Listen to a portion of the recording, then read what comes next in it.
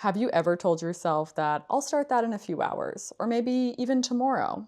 Suddenly, a few hours goes by and you find yourself scrolling in your phone, stuck on TikTok, avoiding what you said you would do. Even the next day comes and you still don't start it.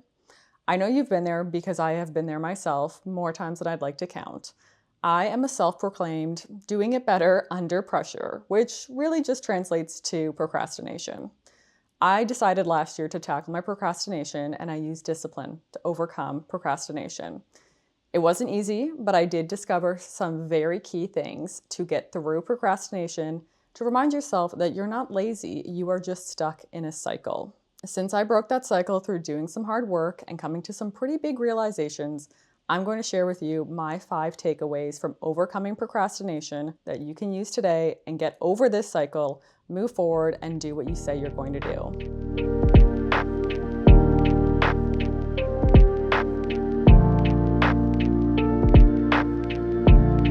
Hi everyone, welcome back to my channel. I am Ofori-Attah, and like I said, I am the self-proclaimed works best under pressure, which when I looked at it and I did a little self-reflection, a little personal work, I realized I was just procrastinating a lot and trying to use it as a guise of, well, this is just how I work best. When in reality, procrastination is not the tool that I want to lean on when it comes to getting things done and feeling productive. Which is why last year I dove into using discipline to create freedom. If you haven't watched that video, I would highly recommend it. A few of you actually liked it. But I have spent the time. I have worked on my discipline. I have looked at why I procrastinated, how to get out of procrastination, to the point that, yes, I can still find myself falling into that cycle of procrastination, but I know how to get away from it, how to curb it before I get stuck there. And most importantly, I've discovered 5 big things about procrastination that will remind you you're not lazy. You are just stuck in a cycle that you don't really want to be in. But if you are aware of it and you look at these 5 things, you can get out of it. The first thing that I discovered is self-awareness. To even recognize that I was procrastinating, I had to become very self-aware of the habits, the routines, and just the way I was navigating my to-do list and in general my life. If you don't see it, you can't fix it. So you have to be able to look at yourself, ideally in the mirror. I had a little heart-to-heart with myself in the mirror, and I gave myself a pep talk about, you know what, you are procrastinating. And that's not a shameful word. It's not something to be afraid of. The fact that I can recognize it and the fact that you can recognize it because you're here actually means you're going to address it head on. So for me, this was addressing why I was procrastinating. Where was this coming from? What was the root of procrastination?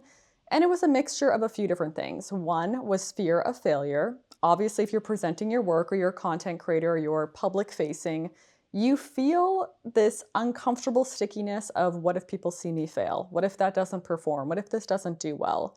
There was a level of that, but also a big level of perfectionism.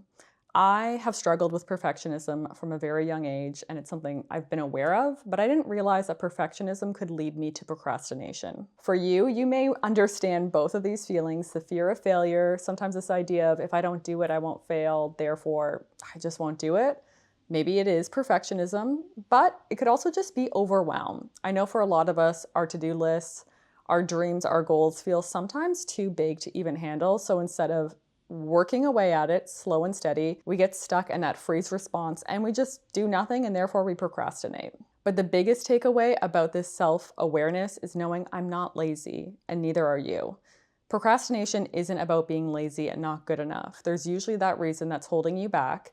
And as soon as you can address what that reason or reasons are and recognize what they are, the sooner you're going to be able to work through them, push past those feelings of stickiness and discomfort, and start doing the things you say you're going to do. For me, this was the first step to actually get moving again. Once I noticed my patterns, I was able to address them head on, start taking those small steps, start working my way up, which I will get into, and making things happen. And that's what I want you to do first today, is actually look at why you are procrastinating. Take a look in the mirror, have a deep conversation with yourself, and get down to the reason as to why you are staying stuck. The second thing I realized is the importance of prioritization. Yes, there is a lot of things on our to-do list. Every single day brings, honestly, so many things that our mind often feels overwhelmed and fried.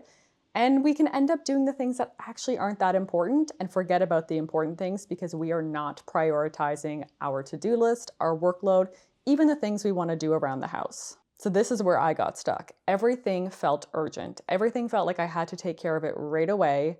And that led me to feeling very frozen and honestly not tackling anything because I couldn't figure out what the most important thing was. And that's where using an agenda, I love to write my things down on an actual agenda, or your notes app or a calendar or Notion, whatever you use, but using something to actually write down your top priorities for each day. And my rule is there's no more than three, yes, three top priorities each day. The reality is you're always going to get more than three things done, but you should be able to identify the three things that have to be done that day and no more than three so you don't get stuck in that feeling of overwhelm. Rather than focusing on small things and checking off these little tiny things and ignoring the big three, you might think you're being productive because you're technically checking things off, but that weight and that stress of accomplishing those big three tasks or just the big things you know that are lingering will not go away, no matter how many small things you accomplish. So every morning, I like to do this actually at night before the next day so I can go to bed and not have any bad dreams about work, is identify the three things you need to accomplish that day. When you're able to check those off, you will slowly feel that weight come off of your shoulder. I promise you that. And then you can get to those smaller tasks that are just an easy check that maybe you don't even have to write down because it's something that you can remember. And ideally, this is the big secret here for all of you procrastinators or people like me, is do the thing you least want to do first in the day. So if you've been avoiding calling your bank to discuss taking out a loan or setting up payment plans, or you've been avoiding calling your internet provider and asking them, why is your internet cost so high? That is the very first thing you should do each day. It's called eating the frog. I don't know why that's a term, but it's a term. But basically you want to do the thing that you feel the most uncomfortable about top of the day so you already feel productive, you've already accomplished something that was hard, and you can prove to yourself you can do it. This is where prioritization comes into play to give you a bit of a roadmap each day so you're not feeling overwhelmed, you're not feeling pulled in a million different directions, and most importantly, you don't get stuck in that procrastination cycle. The next thing I learned is really big, and it's called positive self-talk. Yes, you've heard it. You may know it as affirmation, but it is positive, and it's talk to yourself. So whether it is words of affirmation, self-talk, I like to do it very uncomfortably in the mirror. This is something to me that has helped throughout my life in so many different ways, to the point that I didn't even think about using it for procrastination. I've used it in so many other areas of my life, but I didn't think it could help me. But once I started using it with procrastination, I started to see the changes almost immediately. So you know that little voice in your head, the one that's not always so kind, it's sort of self-doubty, telling you you can't this, you shouldn't that, and why did you do that? Well, that's not positive, that's negative, and we want to course correct that inner monologue to be positive. So instead of listening to that voice in your head that's saying you're lazy, you're not good enough, you're not doing enough, I know I've said those things to myself. It's not really pretty when we actually think about it. But instead of listening to that, you want to reframe, course correct, and say, I can do these things, I will do these things, I'm going to start right now. I'm going to set a timer. I'm going to count down from 5, 4, 3, 2, 1, and actually do it. So you want to reframe these negative thoughts into something positive to kind of give yourself a little bit of a pep talk. One of the easiest ways is when I start to catch myself in this procrastination cycle and feeling that stickiness. My first thought is, ugh, here we go again, you're doing it again. But instead of doing that, I say, okay, what is one small step you can do right now? What is one small thing? Maybe it's literally turning your phone off because that is a source of procrastination. You get stuck in doom scrolling.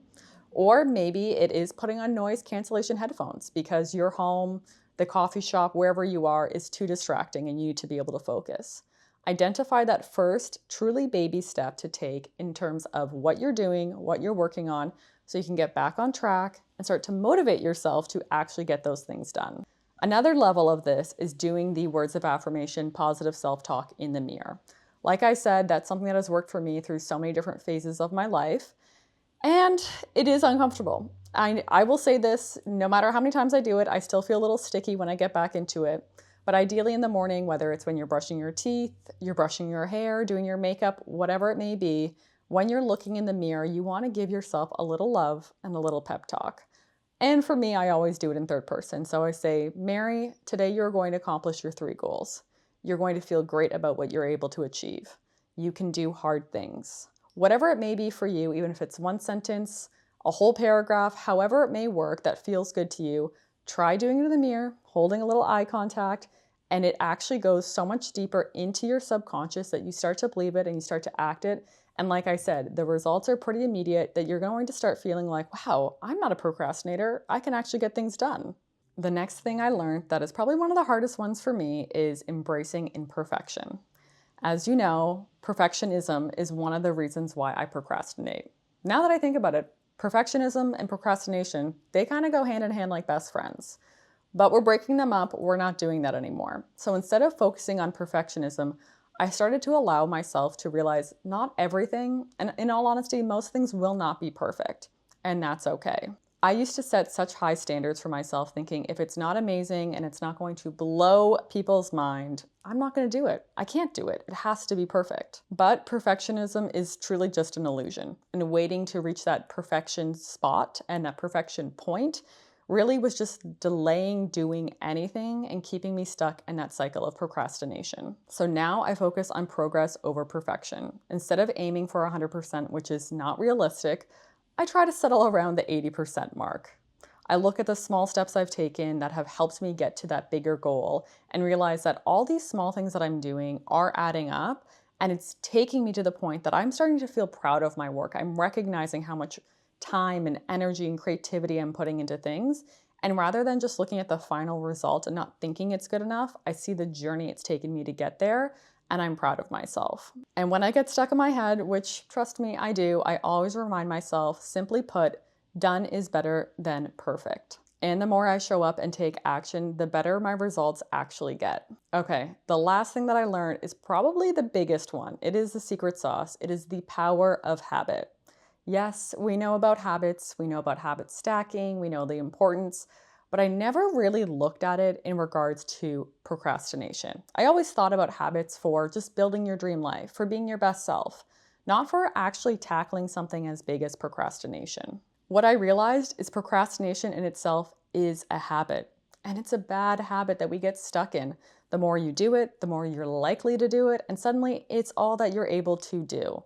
So we need to break that habit. We need to break that cycle of procrastination by addressing it. To start addressing that bad habit of procrastination, I had to put into place some pretty strict boundaries and non-negotiables for me to do every single day. I know that sounds like a lot or a bit daunting, but again, it goes back to discipline, which you know, discipline leads to freedom. These habits that I put into place were quite small, something like setting a timer, 5 minutes to just focus on that one task. 30 minutes to give myself a little bit more time to work on that one big thing of my big 3 that I was working on that day. Or scheduling deeper work blocks so I'm not allowing myself to get distracted by checking email, checking my phone, opening a new tab, going somewhere else. When I create a work block in my calendar, that is all I am allowed to work on. And I have to be strict with myself. Because like all of us, it's easy to get pulled into different directions when we are working. We have notifications going off, we have people around us. So I always allowed myself to get recentered and focus back on that work block and that one task that I wanted to address. These small habits start to add up, I promise you. So whether it is starting your day with very clear intentions and a good morning routine, or working through your day and setting timers, setting work blocks, whatever it is you need to create those boundaries and those non-negotiables that aren't always fun, the better it's going to be to address and overcome procrastination. The more I repeated these habits, the easier they became, and they start to feel less forced and actually just more normal. I can find myself falling back into a cycle of procrastination, whether it's because of the perfectionism, not having my boundaries, that negative self-talk taking over. But when I'm able to address it, I have the awareness to realize I'm falling back into procrastination. I use these 5 things to get back on track, remind myself that I am not lazy. It is not something to be ashamed of or embarrassed about. It's something that we all experience, but the most important thing is we are willing to face it head on and actually do something about it. So if you're struggling with procrastination, first off, know you are not alone. I am here with you, and we are going to overcome it together. Build some self-awareness, focus on those priorities, be kind to yourself, embrace imperfection, and build habits that make your day easier. These 5 things may not seem that big, but trust me, when you start small and you work your way to actually doing things and showing up for yourself, your future self will not only thank you, but you will start accomplishing and reaching those dreams that you want. Start today by asking yourself, why are you procrastinating? What is that feeling that's holding you back? And let's start to address it. Not tomorrow, but today. Let me know what you're struggling with procrastination-wise, and we can workshop it together and overcome these bad habits, this negative self-talk, and start getting things done. Thank you so much for watching, and I will see all of you on the next one.